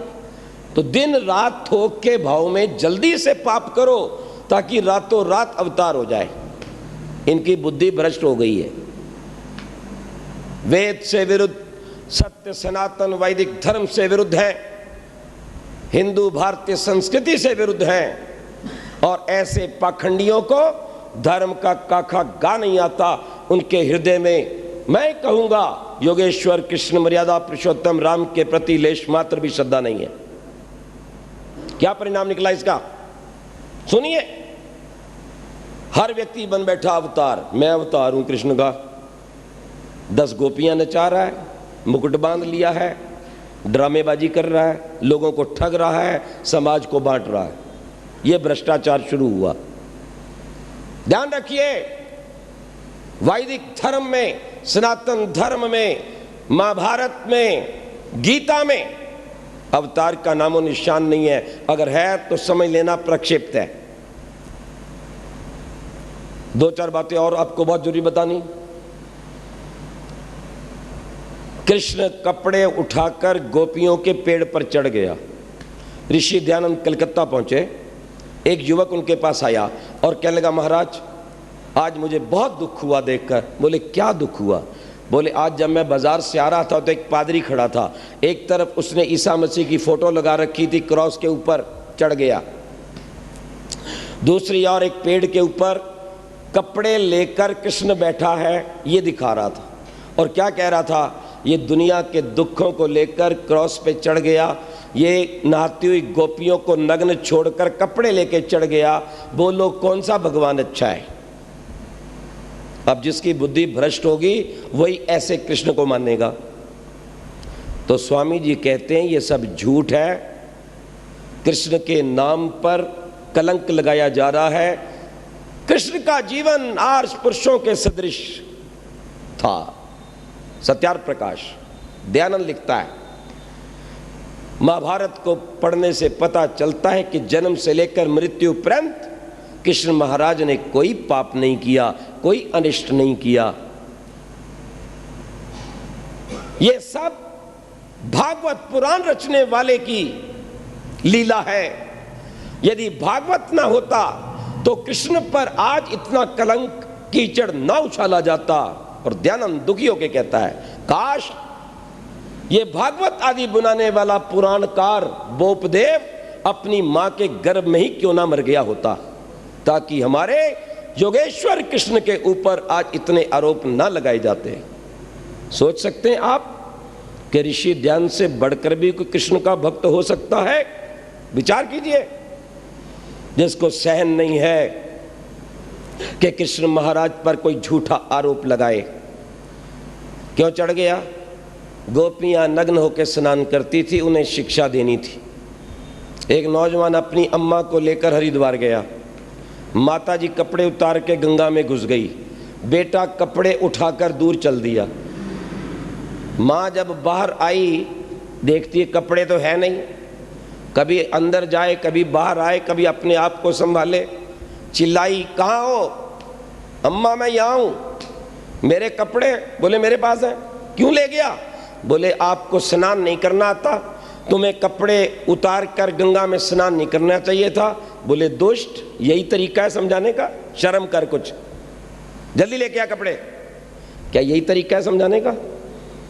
कृष्ण योगी तपस्वी नीति निपुण व्यक्ति क्या ये तरीका अपना सकते हैं? सोचिए जरा अपने दिमाग से। ठीक है कंस को माखन नहीं भेजना था, दूध नहीं भेजना था। अरे कृष्ण का जानते हो कितना प्रभाव था उस समय? एक आवाज उठते ही सारे बाल गोपाल कृष्ण के साथ जुड़ जाते थे। उस कृष्ण को मटकी फोड़ने की जरूरत नहीं थी। और फिर कहा गया माखन चोर था, जिसके घर में अपने हजारों गौएं थी, हैं वो दूसरे के घर में माखन चुरा रहा था। तुम्हारा बेटा क्या दूसरे की फ्रिज खोलकर किसी का मक्खन खा आता है क्या? किसी के फल खा के आता है क्या? मैं आपसे पूछता हूँ, हैं? जिनके घर में कुछ भी नहीं, लगभग कंगाल जैसा जीवन है, वो भी नहीं जाता बेचारा किसी के खाने। और वो कृष्ण जिसके आगे पीछे गौएं थी, अंदर बाहर मक्खन था, ऊपर नीचे माखन था, क्या वो दूसरे के घर में चोरी कर सकता है? और वो तो गुरुकुल में पढ़ रहा है। 5 वर्ष का नियम है ये वैदिक संस्कृति का, और 25 वर्ष तक वहां रहता है। 20 से 25 वर्ष तक जो गुरुकुल में रहा, उसने माखन कब खा लिया, कब गोपियों को नचा लिया, कब कुब्जा को लेकर घुमा लिया? निश्चित रूप से ऋषिवर दयानंद ने ठीक ही कहा कि बोपदेव अगर गर्भ में मर जाता तो निश्चित रूप से योगेश्वर कृष्ण के ऊपर इतना कीचड़ ना उछाला जाता। राधा, राधे राधे राधे। कौन थी भाई राधा? आपसे प्रश्न पूछते हैं, यशोदा के भाई का क्या नाम था? मेरी पौराणिक बहनें बता दें, जो दिन रात गीत गाती हैं कृष्ण जी का। मैं भी गाता हूं, मैं भी कीर्तन करता हूं, आप भी कर सकते हैं मेरे साथ। हरे कृष्णा कृष्ण कृष्ण हरे हरे, बोलो बोलो, हरे कृष्ण कृष्ण कृष्ण हरे हरे। आया ना मजा? पर ये तुम्हारे वाला नहीं है, ये अकल से गाया गया है। जरा अकल का प्रयोग करोगे पता चलेगा कि क्या गा रहे हैं हम। हरे कृष्ण, हरि का कृष्ण था। कृष्ण किसका भक्त था? हरि का। आगे चलो, हरे कृष्ण कृष्ण कृष्ण हरि हरि, कृष्ण कृष्ण ही था और हरि हरि ही था। कृष्ण भक्त था तो हरि भगवान था। कृष्ण भगवान नहीं था और भगवान कृष्ण नहीं था। विचार करो, वो भगवान था लेकिन सृष्टिकर्ता सर्वव्यापक निराकार नहीं था। वो भग ऐश्वर्यशाली था।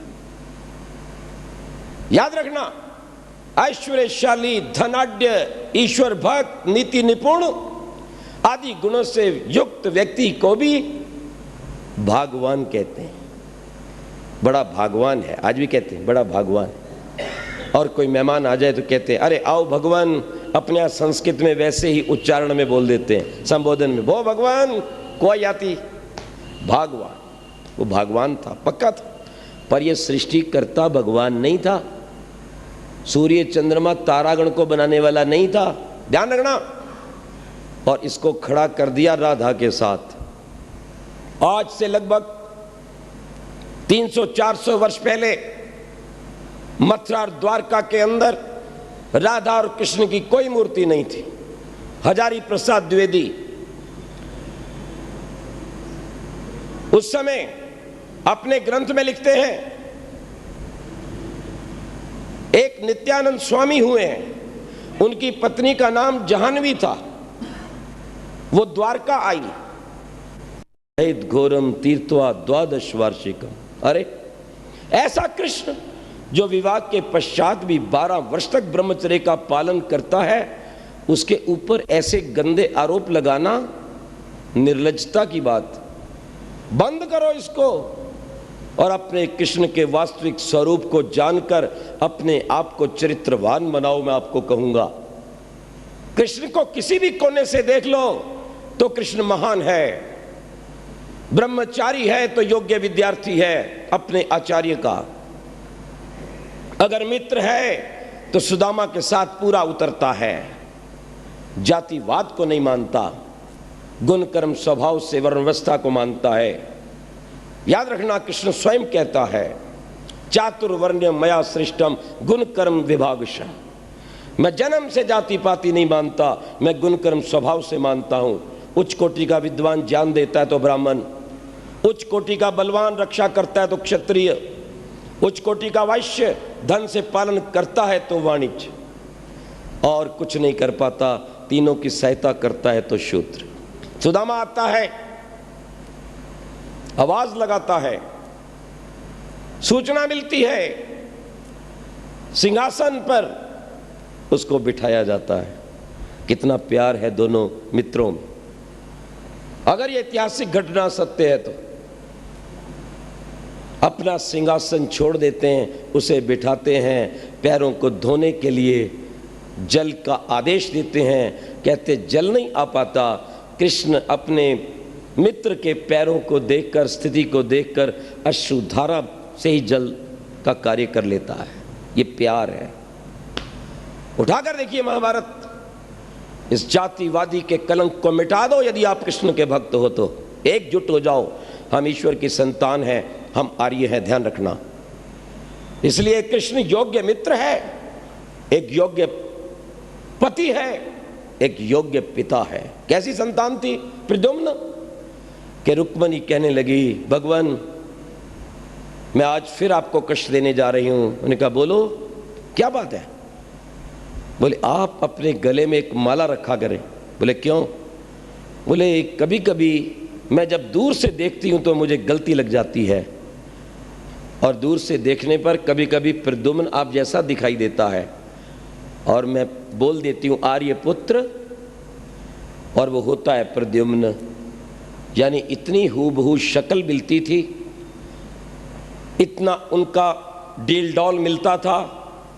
ये एक अच्छी संतान के लक्षण है, और ये वो पैदा कर सकता है जो संयमी हो, शाकाहारी हो, देशभक्त हो। युद्ध के मैदान में है कृष्ण। दुर्योधन दुष्ट अधिकार नहीं देता, युद्ध नहीं चाहता कृष्ण, शांति का प्रयास करता हूं, जाता है, समझाता है, धृतराष्ट्र को समझाता है, दुर्योधन को समझाता है, भीष्म पितामह के समक्ष विदुर के सामने अपनी बात रखता है। अरे और कुछ नहीं तो कम से कम अपने भाइयों को 5 गांव दे दो। जब वो नहीं मानता तो कुछ तीक्ष्ण शब्द कहता है कृष्ण। इस बात को सुनकर दुर्योधन प्रयास करता है कृष्ण को बांध दिया जाए, लेकिन अपने दृष्टि बंधन से कृष्ण दुर्योधन को डराता है और कहता है अगर मैं चाहता तो इसी पल दुर्योधन को बंधन में डाल सकता हूं।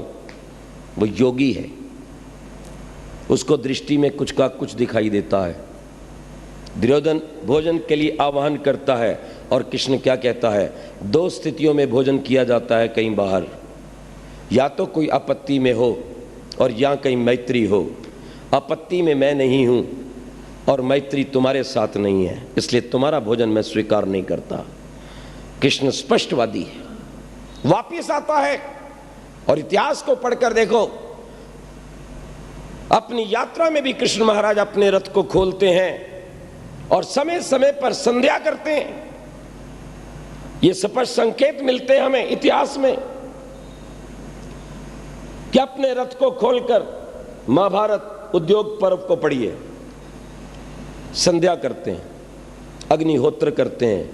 युद्ध भूमि में भी कोई ऐसा दिन नहीं गया जबकि आर्यों ने वहां बैठकर संध्या यज्ञ किया हो। इस महाभारत सीरियल वाले ने नहीं दिखाया तो क्या कर सकते हैं?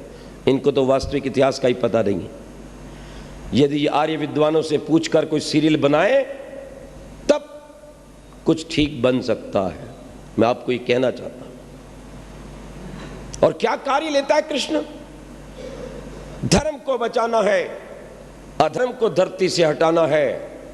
इसलिए कृष्ण को स्वीकार है अर्जुन का रथ चलाना, एक ड्राइवर का काम करता है। आप में कितनी सेवा भावना है आप जरा सोचिए। आपका देश आज किस स्थिति में है? घर में बैठकर जीवन की घड़ियां गिनने वाले रिटायर लोग सोचें, जो जीवन का सब कुछ खा चुके हैं, 55-60 साल की आयु है, घर में पैसे की कमी नहीं, फिर भी बैठे हैं सांप बनकर। वो सोचें कृष्ण को रथ चलाना स्वीकार है और प्रेरणा देता है, अर्जुन खड़े हो जाओ, क्लैव्य मास मागमा पार्थ, इस नपुंसकता को छोड़ दो। ये आर्य धर्म नहीं है, क्षत्रिय का धर्म है अत्याचारी अन्यायकारी को कुचल देना, धर्म की रक्षा करना, अपने अधिकार को प्राप्त करना। वो कौन सा रसायन था जो कृष्ण ने अर्जुन को पिलाया था? यही था। थोड़ी सी अंदर की बात कहूंगा। क्या कहते हैं? अर्जुन सामने देख, मैं जानता हूं ये सब तुम्हारे अपने हैं, परिवार के लोग हैं, भीष्म पितामह भी हैं, द्रोणाचार्य भी हैं, पर तू किसको मार सकता है? ये था दर्शन। अरे ये शरीर पहले जड़ है, शरीर जड़ है, इसको कोई मार नहीं सकता, और आत्मा मरती नहीं तो तू मारेगा क्या? क्या गजब की बात कहती। शरीर जड़ है, इसका क्या मारना, पहले मरा हुआ है, और आत्मा चेतन सदा अमर है, नैनम चिंदन्ति शस्त्राणी, मरती नहीं तो तुम मारेगा क्या? कुछ नहीं तुम मार सकते।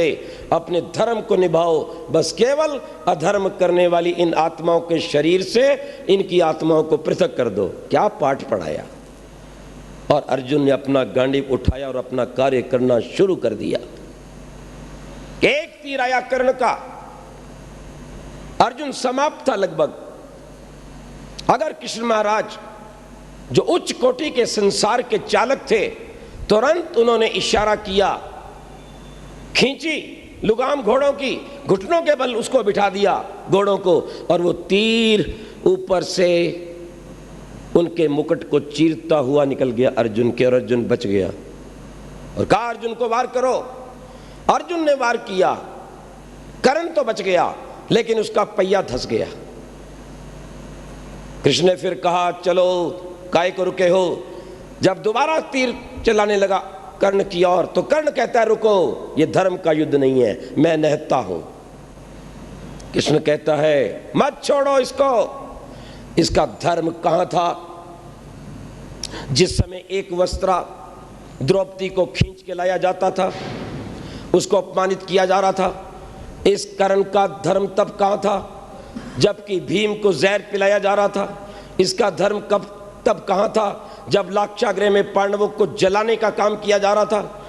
इसका धर्म तब कहां था? जब 13 वर्ष पूर्ण होने पर भी उनका अधिकार नहीं दिया जा रहा था और ये चुप था। अरे इसका उस समय धर्म कहां था? जब एक अकेले अभिमन्यु को 7-7 महारथी मारने जा रहे थे। खत्म कर दो इसका काम। काश देश के गद्दार, आतंकवादी, चरण चुम्बन करने वाले नेता कृष्ण की इस नीति को जान लेते, तो आज भारत में इस प्रकार से आतंकवाद, गौओं की हत्या और माताओं बहनों का शील भंग ना होता। ठीक इसी विधि से कृष्ण ने दुर्योधन को मरवाया था। युद्ध चल रहा है, दुर्योधन बहुत जबरदस्त खिलाड़ी है गदा का, और भीम का और उसका काफी जोड़ है। कृष्ण देख रहे हैं कि टकराव बराबर का है, लगता नहीं कि दुर्योधन हारे। तुरंत इशारा करते हैं कृष्ण, एक थापी मारते हैं जंगा पर, और भीम समझ जाता है, एक गधा मारता है, तोड़ के रख देता है, काम तमाम कर देता है। दुर्योधन चिल्लाता रहता है, ये गदा युद्ध के नियमों के विरुद्ध हैं। बोले तेरे सारे के सारे धर्म के नियम तब कहां गए थे जब तू ये कहता था मैं सुई के नक्के भर भी भूमि नहीं दूंगा। काश देश के तथाकथित मूर्ख नेता आर्य वैदिक संस्कृति को पढ़ते, आर्य विद्वानों द्वारा लिखे गए कृष्ण जीवन को पढ़ते, इस चीन को, इस पाकिस्तान को, नागालैंड में रहने वाले कुक्कर मुत्ताओं को, ईसाई पादरियों को, कश्मीर के अंदर बर्बादी करने वाले कुरानिक जिहादी आतंकवादियों को सबक सिखाया जा सकता था। पर ये तो घोर दुष्ट, निकम्मे, नपुंसक अफजल खां को बिठाकर उसकी पूजा कर रहे हैं, उसको बिरयानी खिला रहे हैं। अगर कृष्ण की बात होती, एक झटके में इसको फांसी पे लटका के पार किया जाता। वो नालायक लड़की आज भी जीवित है जिसके कारण 6 आतंकवादियों को कश्मीर में छोड़ा गया था। कभी कभी टीवी के पर्दे पर मैं भी देख लेता हूं उसको, और बड़ा दुख होता है। अरे कहां तो भारतीय संस्कृति की बात होती है, भारत के संविधान की गरिमा होती है। कहां तो भारत का संविधान कहता है कि भारतीय संस्कृति के गौरव को समझो, और कहां इन गद्दार नेताओं की दुर्गति है कि मात्र अपनी गद्दी और वोट के लिए पूरे के पूरे आतंकवाद को समेटते जा रहे हैं और भारत को बर्बाद करते जा रहे हैं। और कहां एक तरफ कृष्ण है, उच्च कोटि के विश्व गुरु होते हुए भी उन्हें कोई लोभ लालच नहीं है। विचार करना। इसी तरह से जयद्रथ को मरवा दिया, वो दृष्टि अनुबंध था, उनको भ्रांति में डाल दिया। कौरवों ने समझा सूर्यास्त हो गया और तुरंत जैसे ही ये शांत हुए वैसे ही आगे से पर्दा हटा और जयद्रथ का काम तमाम हो गया। ये है युद्ध नीति। छठे शाठ्यम समाचरित। और इसी बात को देवदयानंद सत्यार्थ प्रकाश के छठे समुल्लास में लिखते हैं, दुष्ट और पामर को सामने आकर ऐसे मत मारो, शेर के समान मूर्ख बनकर आगे मत बढ़ो, पीछे हटो, शक्ति को कायम करो और मौके पर मारो। ये बात सीखनी हो तो कृष्ण से सीखी जाए और बेकार की बातों को छोड़ा जाए। मैं आपको कहना चाहता हूं, कृष्ण युद्ध नीति का खिलाड़ी है। क्या लिया उसने, जरा विचारिए। युद्ध जीत लिया, इधर जरासंध को मारा, 80 राजाओं को वहां से छुड़ाया, कंस का काम तमाम किया, शिशुपाल को छोड़ा था। 100 बार छोड़ूंगा बोले, उसके बार नहीं छोड़ूंगा। शिशुपाल का वध कर दिया, ध्यान देना। और अपनी जनता को बचाने के लिए इस द्वारका से उठाकर गुजरात की द्वारका में ले गया। परंतु ध्यान रखना, वो रण छोड़ नहीं था। तुम रण छोड़ कहते हो, रण छोड़ नहीं था, वो रण तोड़ था। वो स्वयं लड़ना चाहता था कंस से, पर अपनी जनता की हत्या नहीं करवाना चाहता था। उनको सुरक्षित किले में बंद करवा दिया। ये थी नीति। इस बात को आप समझो।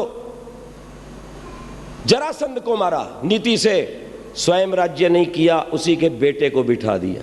ध्यान रखना। और महाभारत का युद्ध जीतकर भी कोई अधिकार नहीं मांगा। आज तो हम छोटी सी सेवा करते हैं तो अपने पद का झंडा गाड़ना चाहते हैं। मुझे क्या मिल रहा है, मुझे कौन देख रहा है, मेरा फोटो खिंचा के नहीं, मेरा नाम छपा कि नहीं, मेरी बहू बेटी स्कूल में लगी के नहीं।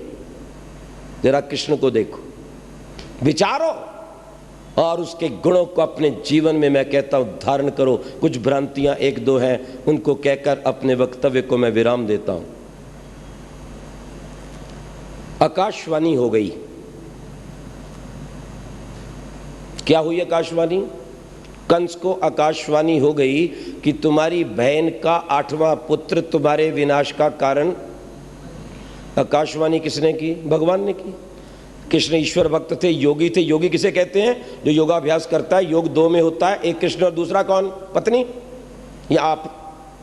किसका योग? भगवान का योग। वही ओम, जिसका नाम कृष्ण पर सर्वत्र लिखा जाता है। ध्यान रखना, ओम।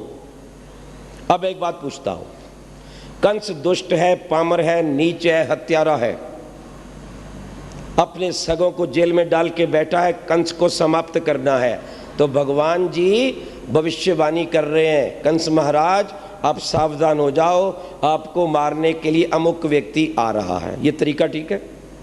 यानी किसी दुष्ट पामर आतंकवादी को पकड़ना हो तो पहले पुलिस लाउड स्पीकर लगा के घोषणा करे, उसके घर में बताए, भाई साहब हम पकड़ने के लिए आ रहे हैं, इधर उधर हो जाना। बिल्कुल झूठ है। इतना ही चमत्कार था, ताले खुल गए थे तो जाने की जरूरत क्या थी?